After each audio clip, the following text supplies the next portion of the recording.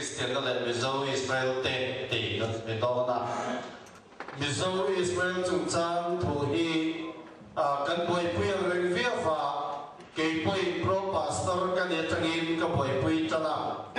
sakha kwa som kwa le pandini tao me international seminar on the Mizo Santiago Australia namatang local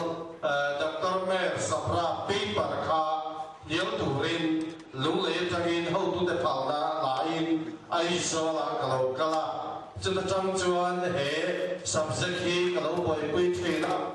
Mizoram hi kan hậu tu na soyam dewa Switzerland of the East dik ta ka chuan omila Israel fani hi kan chak ring lo ani chuan kan de thei wang hian Israel te cham kan na zar so kan duwa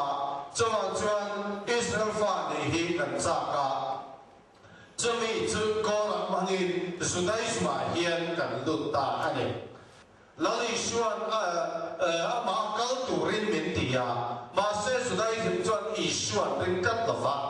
Israel khovel chandam tu ni tian pom thei lawa chuan Israel ring lo tu chu zirtir na dik ani thei lawa ni Israel châu ti lo zirtir na ni wangin Mizo Israel te hildu sudai sim hi zirtir na dik lo ani ya chuan bol lo na ko kal na ni ti kan soi dua e ka ti ge bol lo chu ge kan ti chuan a om lo na tu ra om a piang tu bol lo ani chuan Mizo Christian kan ni ton dua